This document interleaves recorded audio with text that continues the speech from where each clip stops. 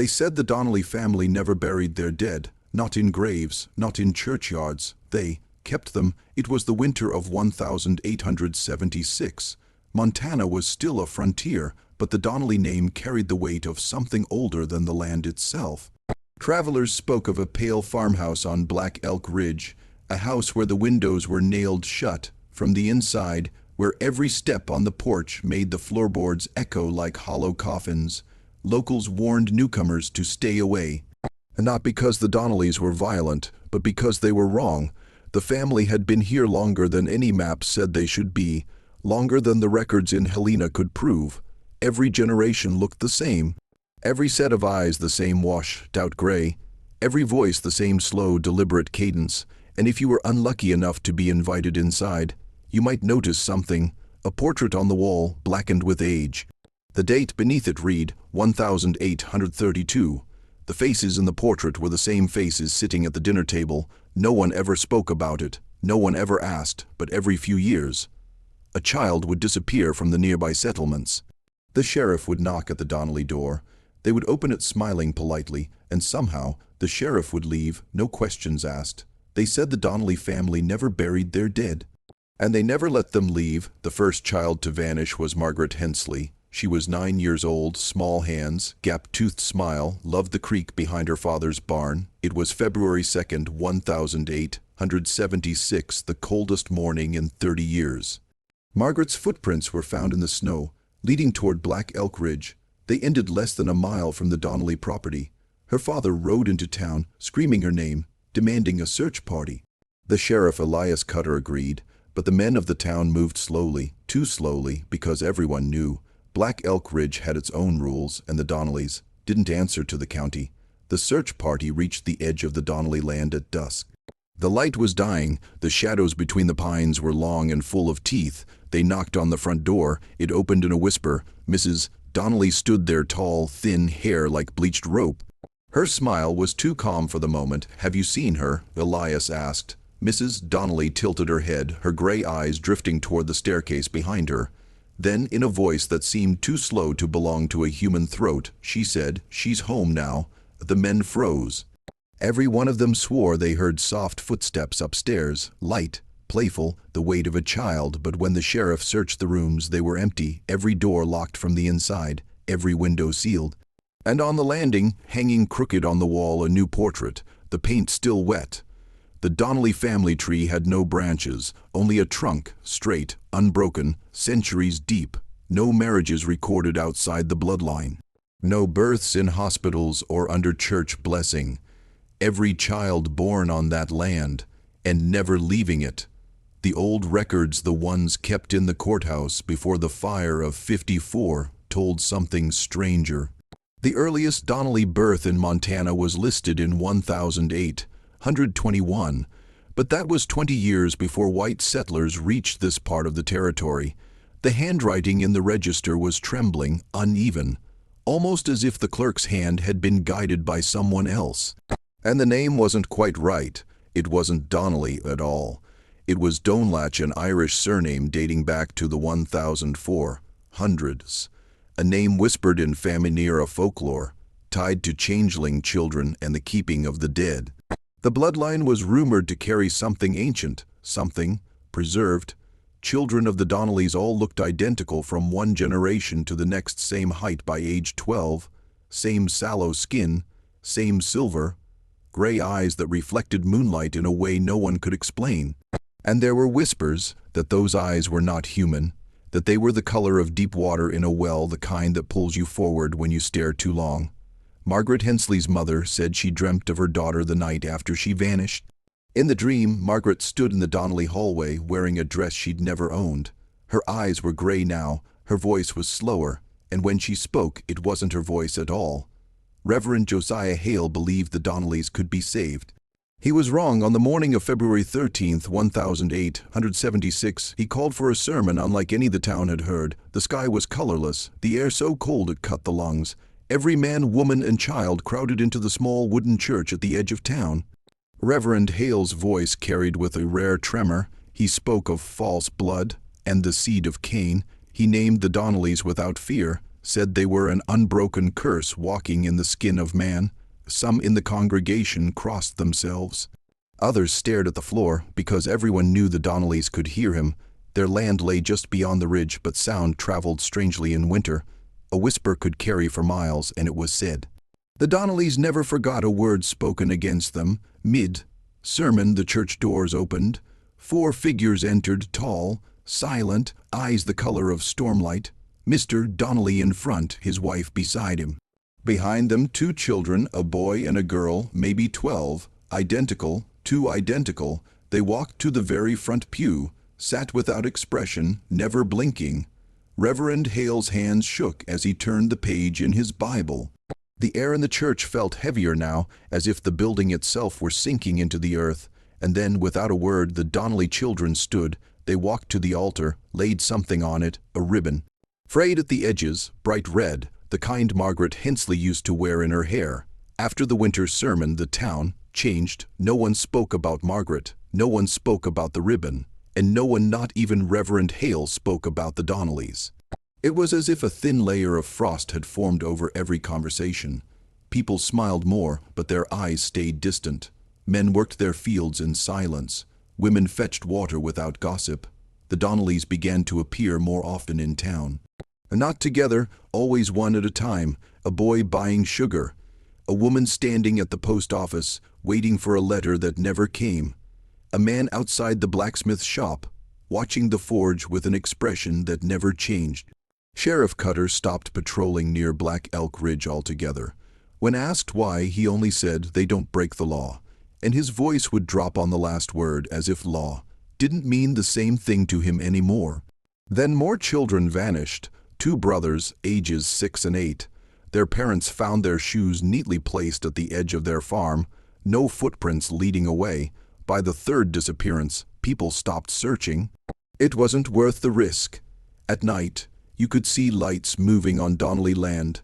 Not lanterns, not fire.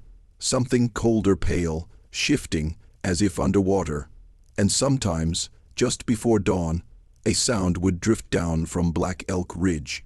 Children's voices, singing a song no one recognized, always slow, always in harmony and always ending, mid-breath. She arrived on the morning train from Helena, a girl of about 17, dark hair cropped short, a single suitcase and eyes that had the same wash, stout gray as the Donnellys. No one knew her name, she gave none. She simply asked which way to Black Elk Ridge. The station master hesitated. People behind him stopped what they were doing. Even the telegraph operator, who never looked up from his desk, stared. The girl smiled not with her mouth but with a kind of quiet knowing, and she began to walk. By dusk, she was seen standing at the fence line of Donnelly property. She didn't knock, she didn't call out. She just stood there staring at the house, as if listening for something no one else could hear. That night, she stayed in the boarding house on Main Street. The keeper, Mrs. Alcott, swore the girl spoke in her sleep, in a language she didn't recognize, a language that sounded wet, like stones moving under a river. The next day, she sat in the church alone, waiting for Reverend Hale. When he arrived, she looked him in the eye and said, "You can't save them. They don't want saving." She told him she had been inside before, not in this house, but in another far to the east. Same faces. Same voices, same walls that seemed older than the land they stood on. "They're not a family," she whispered. "They're a continuation." By the 3rd day, she was gone, her suitcase still in her room. Her bed still made, and that night, a new light appeared in the Donnelly windows, a faint glow. From the attic. The Donnelly attic had no windows, no vents, no reason for light to come from within. Yet on the night the girl vanished, a pale glow seeped through the cracks in the eaves. It was not the flicker of a candle, not the warm burn of a lantern. It was steady, cold, almost alive. From the ridge road you could see it pulsing slow, like the heartbeat of something sleeping. Reverend Hale stood in the snow until his boots froze solid, staring at that glow. He thought of the girl's words, "They're a continuation." In the weeks that followed, the attic light returned every few nights. Always just before dawn, always fading the moment the sun touched the horizon. A store clerk claimed he saw Mr. Donnelly hauling a heavy crate up the narrow stairs one evening. The crate was wrapped in canvas, but something inside shifted. Softly, rhythmically, like breathing. By March, the sound began, low at first, a murmur that could have been the wind, then sharper, clearer. It was a voice, a child's voice, repeating the same 5 words over and over. No one could make out the language, but those who heard it swore the syllables lingered in their minds for days, repeating themselves in dreams. One night, Mrs. Larkin, who lived half a mile from the Donnellys, woke to see the attic light burning bright. She swore she saw shadows moving behind the walls, not walking, but turning, like a wheel. The next morning, she packed her things and left town. She did not even sell her house. By spring of 1876, whispers about the Donnellys had reached Helena. The county sent a delegation, 2 men in dark coats, a doctor, and a man who did not give his title. They arrived with papers, seals, and an offer to formally study the Donnelly family for the advancement of medical science. The Donnellys listened in silence. Mr. Donnelly stood with his hands behind his back. Mrs. Donnelly poured tea. The children sat perfectly still, their faces blank as the porcelain cups before them. When the offer was finished, the man without a title spoke again. "We believe your family carries something unique, something that could be of great benefit to the nation." Mr. Donnelly smiled. It was the first recorded instance of him doing so. "Benefit," he said slowly, "is a matter of who is receiving it." The delegation left before nightfall. They did not speak to the townsfolk. They did not return to Helena. A week later, a farmer found their carriage abandoned on the old quarry road, 2 miles south of Black Elk Ridge. The horses were still harnessed. Their throats had been cut, but the blood was gone completely. Inside the carriage were the papers, untouched. But each page was covered in fine, gray ash, as if it had been dusted from a fireplace no one could find. The county never sent another delegation, and for the first time the Donnellys began walking into town after sundown, always in pairs, always smiling, and when they passed you on the street, they would look you in the eye. Long enough for you to feel the weight of something ancient pressing into your thoughts. It was May when the Carter boy found the well. He'd been chasing a stray goat through the south pasture near the old boundary stones where Donnelly land met no one's. There, hidden under a tangle of briars, was a ring of crumbling stone. The goat stood at the edge, staring down, not moving, not blinking. The boy leaned over, expecting water. Instead, he saw a face. A child's face, pale, eyes wide open, lips moving soundlessly in the dark. He screamed. The goat bolted. By the time he brought his father back, the well was empty, only shadows and the smell of wet iron. The sheriff came, looked down once, and ordered the stones pushed in. But before they did, the Carter boy swore he heard something, from deep below, a voice that was not a voice, like words pressed through water, murmuring the same 5 syllables from the attic. That night, Mr. Donnelly was seen standing by the Carter farm fence. He did not knock. He did not speak. He simply stood there, his hands resting on the top rail, until the moon disappeared behind the clouds. The next morning, the Carter's goat was found dead. Its body was intact, but its eyes had turned gray. After that, the townsfolk began locking their wells. They stopped letting their children wander the fields. But everyone knew it wasn't enough, because if the Donnellys wanted you, they didn't need you to come to them. The federal census takers arrived in June of 1876. 2 men with ledgers, black ink, and the patience to knock on every door in the county. They recorded births, deaths, property lines, crops. They wrote down the names of children barely a week old, and widows who still wore black from the war. But when they reached Black Elk Ridge, they did not return that evening. 3 days later, their ledgers appeared in the county clerk's office. No one knew who had brought them. The men themselves were never seen again. Inside the ledgers, every page was neatly filled except one. Where Donnelly should have been listed, the ink had bled outward into a dark, wet smear. The paper around it warped, as though it had been soaked in water and left to rot. A note was pinned to the page in an unfamiliar hand. "Do not record what does not end." The clerk tried to copy the Donnelly name into a fresh book, but no matter how carefully he wrote it, the letters twisted as they dried, turning into shapes that weren't letters at all. That same week, 3 families from the south end of town left without warning. No farewells, no explanations. They simply loaded their wagons and rode out before dawn. And then the rumors began that the Donnellys weren't counted because they couldn't be, that their number was fixed. That every new child meant an old one had to vanish, somewhere else. By July, no one spoke of the census. The clerk burned the ledgers in his own fireplace. And still, when the wind blew just right, you could smell the pages wet, as if the ink had never dried. It was the kind of storm that seemed to form from nowhere, no clouds at dusk. By midnight, lightning tearing open the sky like cloth. The wind came down off the ridge in long, howling breaths. Rain fell sideways. The air smelled of metal and something else. Something sweet, like fruit left too long in the sun. From the safety of their homes, the townsfolk could see the Donnelly house through the flashes of lightning. Each bolt lit the windows for only an instant. But in those instants, movement could be seen inside. Not people, not exactly, shapes. Too many for the number of Donnellys anyone had ever counted. Moving in circles. Filing past the windows in perfect unison. On the third flash, the attic was visible. The glow was there brighter than ever, swelling with each pulse of thunder. And something was pressed against the boards inside, warping the wood outward, as if trying to push through.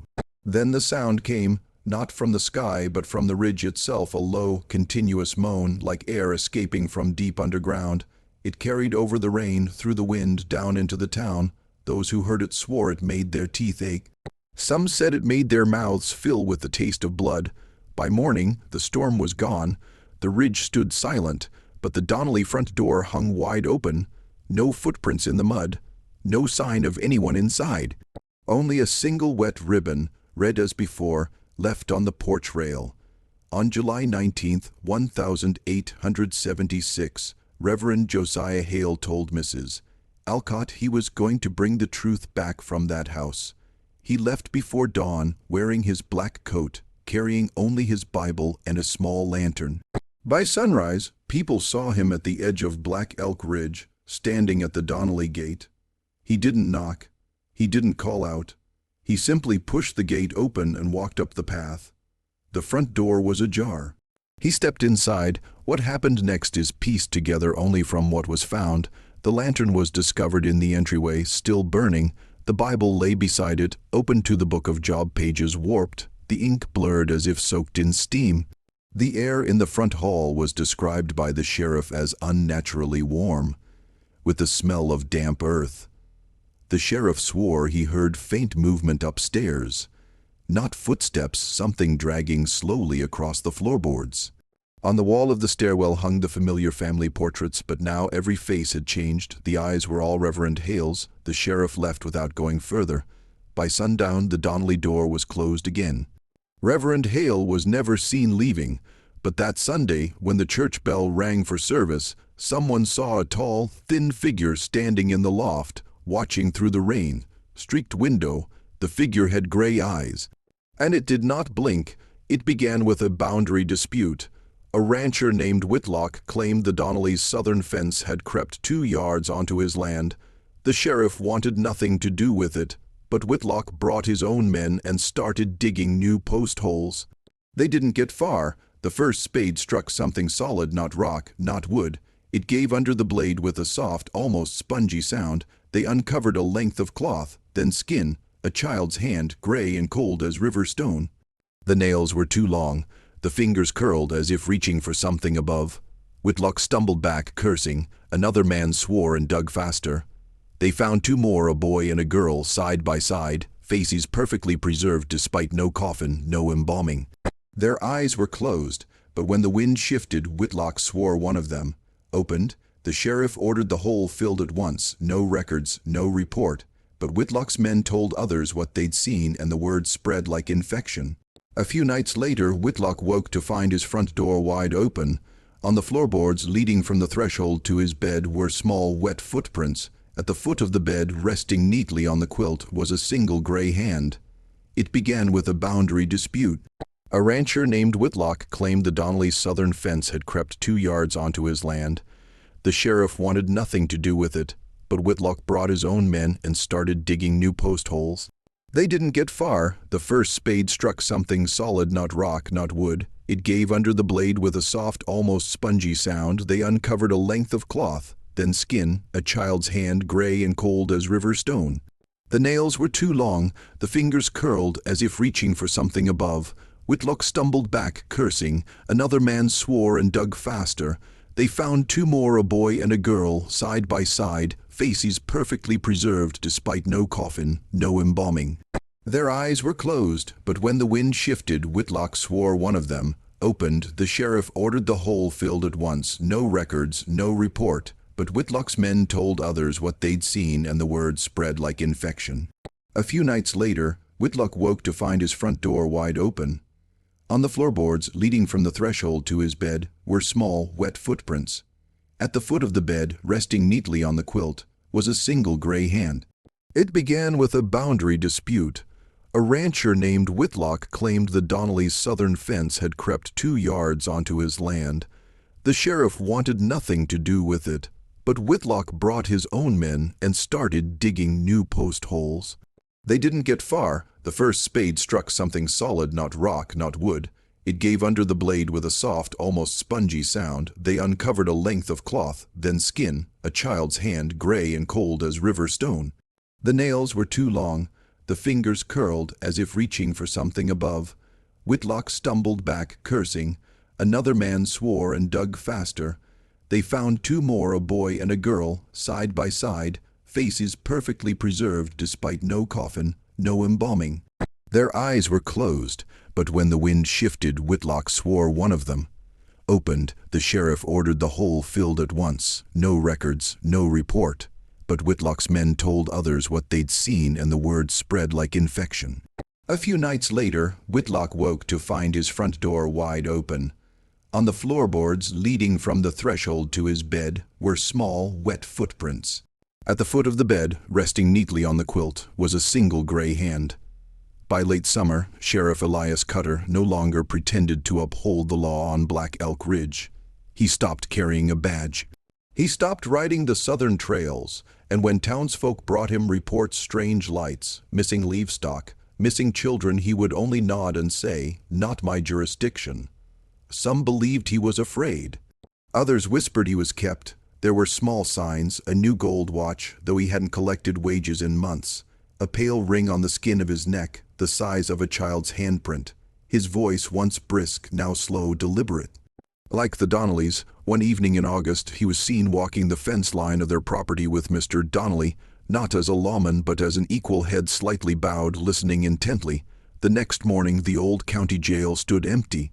Every prisoner released, every record burned. When Reverend Hale's absence was brought up, Cutter cut the speaker off with a single glance. The man said it felt like being looked at from inside, as if something in his own mind had been moved aside to make space for something else. After that, no one in town dared mention the Donnellys in his presence, and in the evenings, when the sun dropped behind the ridge, you could sometimes see the sheriff standing at the end of Main Street, staring toward the house. The harvest fair of 1876 was meant to be a celebration. Pumpkins lined the road into town. The smell of roasted corn and cinnamon cider filled the air. Children ran between stalls, clutching penny candy and paper ribbons. The Donnellys had never attended before, but that year they came, all of them. Mr. and Mrs. Donnelly walked hand in hand, the children moving behind them in perfect step. Their faces were pale under the autumn sun. Their eyes unblinking swept the crowd. They brought something with them, a small cart covered with a white cloth. Two of the older children pushed it through the fairground without speaking. At the center of the square, Mr. Donnelly stopped. He removed the cloth. Beneath it sat a glass case, fogged from the inside. Through the condensation, the crowd could see the outline of a child, not sleeping, not breathing, just still. Its skin was gray, its lips were slightly parted, and its eyes were wide open, pale and shining in the sunlight. A murmur passed through the crowd. Someone asked if the child was sick. Mrs. Donnelly smiled faintly and said, "He's perfect." No one remembers the rest of the fair. The cider soured in their mouths. The music slowed, and people began to leave without realizing why. By dusk, the Donnellys were gone. The cart was gone. But in the center of the square, where it had stood, the grass had turned the same color as the child's skin. It arrived in late October, wrapped in brown paper and tied with coarse twine. The handwriting on the address was tight, slanted, almost frantic. Sheriff Abner Fields was the first to see it. It had been sent to no one in particular, just to the authorities of Barlow, Montana, United States of America. The postage marks were old, Ireland, County Offaly. But the date was wrong 4 years earlier than it should have been. Inside was a stack of letters, all written by the same hand, all unsigned. The ink had bled through the paper as if it were watered with salt. They spoke of a family whose blood could not be mixed with the rest of the world. A family carried in shadow, bred in shadow, and meant to remain in shadow. The earliest letter told of strange births, infants with 2 hearts, eyes that reflected no light, mouths that formed words before their first breath. The final letter was the shortest. Do not let them gather. Do not let them root themselves in your soil. They will drink it dry. I send this not to warn, but to beg, for the love of the church. Burn their bones if you find them. There was no name, no seal, no explanation for how the letters had crossed an ocean, and 4 years of silence. Sheriff Fields kept them in his desk drawer for 3 days before deciding what to do. By the 4th day, his desk was empty. The letters were gone. That same night, lantern light was seen moving across the Donnelly farm until dawn. It was December when Clara Donnelly went into labor. The snow was waist deep outside, the wind screaming through the cracks in the barn walls. No doctor would come, not after the last time, so the midwife, Mrs. Harlow, was fetched from 3 miles away. By the time she arrived, Clara was already in a state no one could quite describe. Her eyes were open but unfocused, her lips moving soundlessly as if she were reciting some long, forgotten prayer. Mrs. Harlow had seen difficult births before, but she'd never felt a temperature drop the moment she entered a room. It was as if the very air recoiled from the bed. The labor was fast, unnaturally fast. Minutes, not hours. No cries of pain, no screams. Only a wet, muffled sound, like a stone dropping into deep water. When Mrs. Harlow lifted the child, she froze. It was breathing. It was warm, but it was hollow. She pressed her ear against its tiny chest and heard nothing. No heartbeat, no rush of blood, just a faint hum like wind through a keyhole. The child's eyes opened. They were black from edge to edge, reflecting the lantern light in a way that seemed to bend it inward. Clara reached for it without looking, and when her fingers touched its skin, Mrs. Harlow swore she saw her shoulders relax, as though some ancient tension had finally been resolved. No one spoke of the birth. The next morning, the midwife's house stood empty, her bed neatly made, her coat still hanging by the door.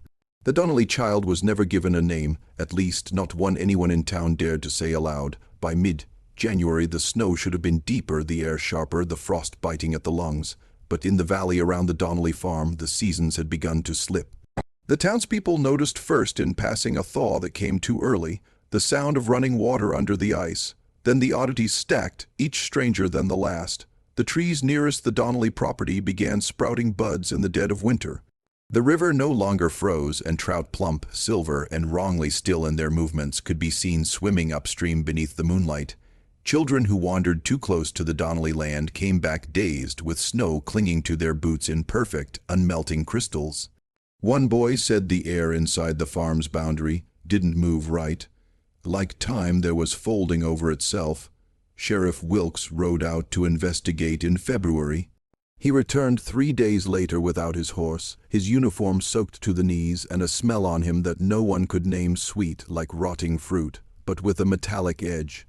He refused to say what had happened, only muttered, "It's not winter there anymore. It's something older."